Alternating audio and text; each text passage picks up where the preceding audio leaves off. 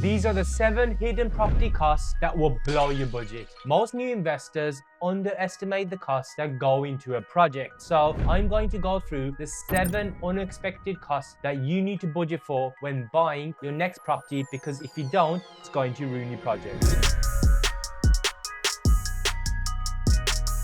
So when it comes to buying a property, I feel like most people understand that the main costs are your purchase price, right? Which is your 25% deposit, usually when you're buying an investment property, and your refurb costs. So we're not going to talk about that because hopefully you understand that you need to pay these costs. But what I want to cover the costs that I feel like a lot of people don't actually know about. Man, maybe you know some of these costs, but at least you're better prepared. And the first one I'm going to start off with is what I think is probably one of the biggest scams, and it is stamp duty. Now, this video isn't about why I think stamp duty is a scam and why I don't think it's right, but either way, it doesn't really matter because you have to pay stamp duty. And stamp duty, it's increasing. It increases pretty much every few years. So it was only last year that the stamp duty on most properties under £250,000, for example, was 3%. But now it's been increased to 5%. So what does that mean? That means if you're buying an investment property for £200,000, let's say, you're going to have to pay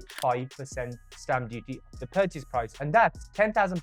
£10,000 is a lot of money. And stamp duty is also one of those that you have to pay pretty much straight away. I think you have 30 days to pay the stamp duty. But if you're using a solicitor, when you're about to complete on the property, it's most likely that they will put the stamp duty figure as part of your purchase. So you'll have to transfer not just your deposit money and the legal fees and so on to the solicitor, you'll also have to transfer the stamp duty. So that's 5% up to £250,000, and then it marginally increases from £250,000 all the way up to £900,000. It gets higher, but just understand when you're purchasing a property, you have to pay stamp duty, and it's a lot.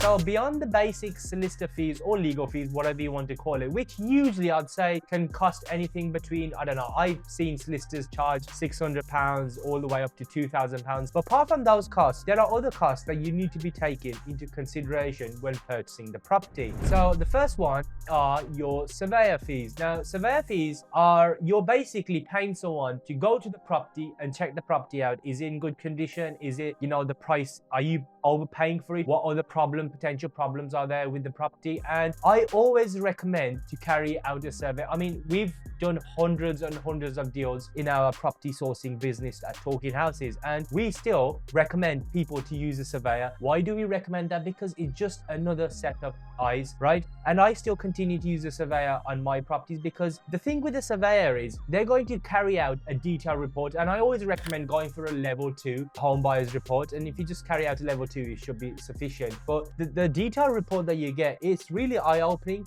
And I also believe that £200, £300, £400, whatever it is, because that's how much you usually cost, a surveyor will be able to spot some problems that you didn't. That's the first thing, right? So you're not going to lose any money. And it also gives you leverage in possibly bringing the price down, because then you can say, okay, the surveyor has said this needs to be done. We didn't pick up these things. These are going to cost that much. So can we have the property reduced by that much? It works because we've done this many times ourselves. And there's other little costs like, search costs that you have to pay. Again, that's a couple of £100. Also, there's mortgage arrangement fees. These can again vary from, I don't know, £1,000 plus. And then also your mortgage broker fees. And these are costs that you might think, oh, maybe I can skip these costs. But I promise you, number one, you don't really want to be skipping search costs, because if something is uncovered in the property and you haven't carried out the searches, you're basically screwed. Because if your property is in a flood risk area, for example, or is, near a coal mining area, then your property could be affected. Your insurance is going to be through the roof. So it's not worth the cost. Also,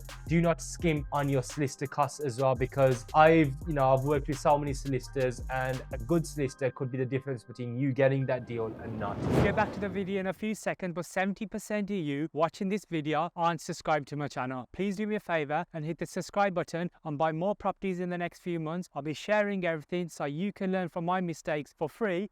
Anyways, back to the video.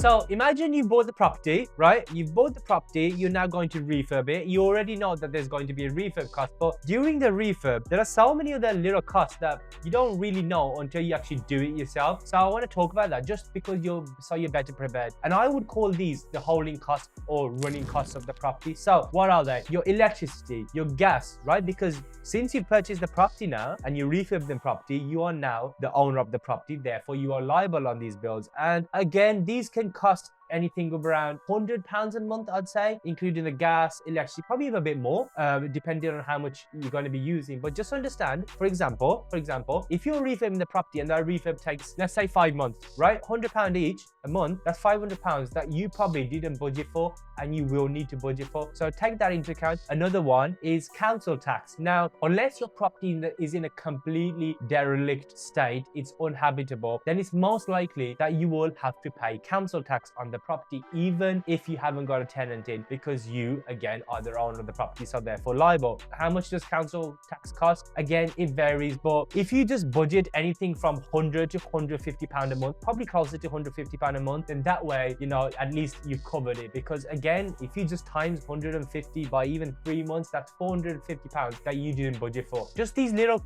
costs what we've just talked about, so your council tax, your gas, electricity and water, all of these could end up costing you for a few months, let's just say 4 months, could end up costing you like £1,000. £1,000 is no small change, right? So just account for it. Because I used to do this myself, because even when I first started my property journey, I never used to account for these costs, and then slowly and slowly your ROI becomes less. You're just going to be disappointed, so why not just add them? And another thing, and again, I started to do this as well, because the reality is, before I used to just budget for a refurb to take place. There's a high chance of your refurb going over budget. So now what I do is I don't like account for 6 months of cost, I account for 9 months. Now you might think, oh, 9 months is extreme, but the thing is, I would rather be over budgeted rather than under budgeted, because if I'm over budgeted, let's say I've budgeted £8,000 for the whole thing, right, for the whole refurb process, and it only cost me £5,000, then that way I've, you know, effectively gained £3,000. So I would always do a 9-month period, because especially if you're refurbing it and then you refinance it, it takes a long time for your money to get back into your bank account, so just be aware of that.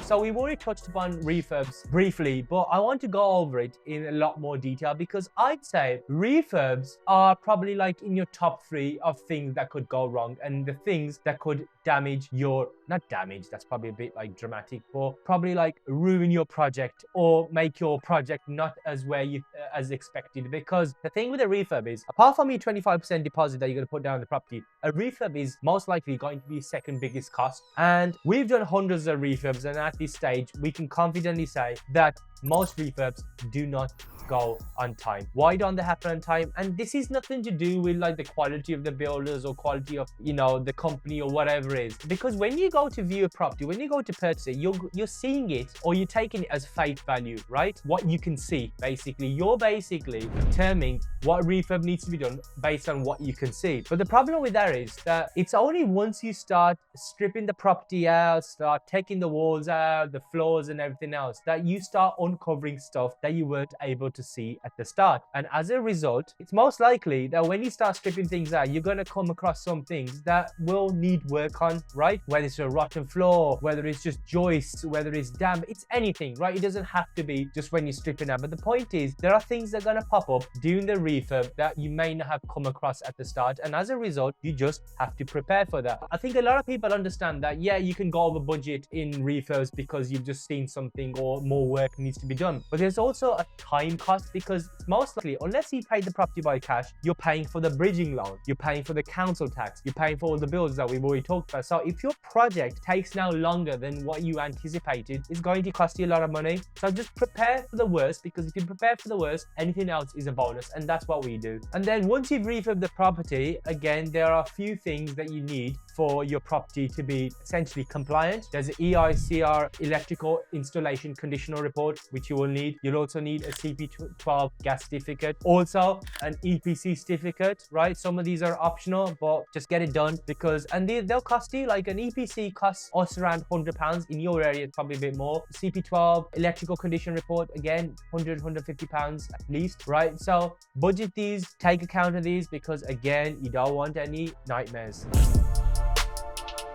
Okay, so you've bought the property, you've paid all the holding costs during the refurb, you've refurbed the property, you've uncovered all the, the additional costs in terms of going over budget with the refurb. So once the property is complete, you've got the EICR, you've got the CP12 and the EPC certificate. The costs do not end there, because now you have to go and market the property. When you market the property, it's most likely, if you're doing it yourself, it probably won't cost you that much, but if you're using a letting agent, they're going to be charging a fee. And even though I recommend using a management company to do all this for you, because your time is worth more and you could be focusing on more income producing activities, it's money, right? I'll give you my example. So our managing agent, when they find a tenant for the property, they will charge 50% of the first month, right? This is kind of typical. So for example, if the rent is £800, they get a tenant in, that management company will charge you £400 for basically advertising the property and finding a suitable tenant. Okay, done. But it's not, because then you'll have to pay 10% of your rent on a monthly basis. Usually it's 10%, it's 8%. Actually, I'm paying 8% now because my portfolio is larger now and they give me a bit of a discount. But generally speaking, it's 10 to 12% of your rental income monthly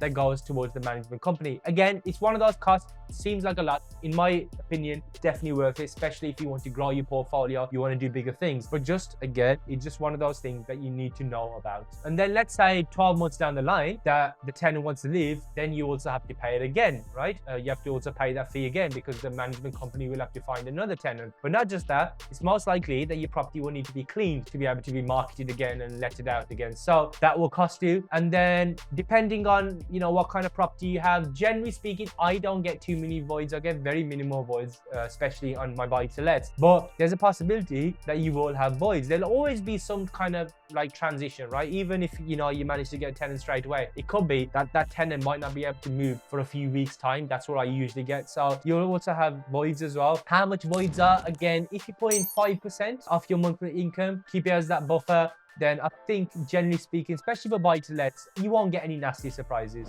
The 6 hidden or unexpected costs, or unaware costs, let's call it, I would say are the fact that when you've had the property for a few years time, right? Even like, let's say 18 months or 2 years time, then that property that you've purchased, it's most likely it's going to have some repairs or maintenance, right? Even if it's just like, I don't know, a broken door, if it's a boiler, if it's like a leaky shower, a toilet, any of these things, even if you don't have to replace them, you will have to fix them, right? So that's going to cost you in labor and material. So just be aware of these costs. Again, it's very hard to like put a number, because I don't know what kind of property you're going to have. I don't know the state of your property and how you've refurbed it. But what I do is I will keep 10% contingency, right? So for example, if my rent is £800 a month, I will put aside 10% of that, so £80, just for future maintenance and repair costs, because I never used to do this. I used to keep all the money, and then 2 years down the line, after you've owned the property, you're going to have to pay these costs, and then it just comes out of your pocket. So I just now keep it to the side, because I know it might not happen for a year, it might not happen for 2 years, but eventually you will need something replacing. You will need maintenance on something and repair on something. That's the 6th one. And then the final one is, I guess, when you're going to sell the property, right? Because at one point you purchased the property,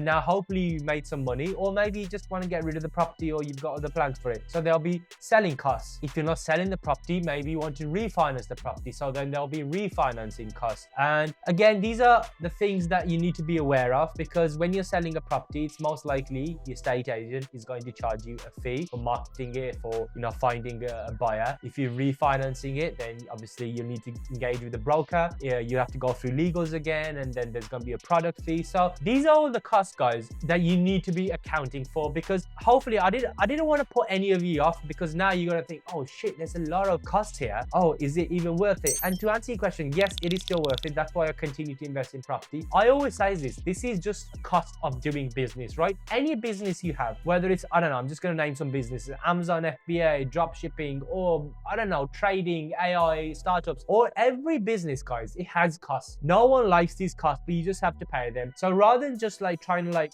avoid it, just be aware of it, understand it, be prepared for it, and you're going to be in a much better situation. Now that you know the 7 hidden costs of investing in a property, right? The costs that not many people talk about, there are also 7 things or 7 red flags when viewing and buying a property. I'm going to pull up the video, go and watch that video, subscribe to the channel, and I'll see you next week.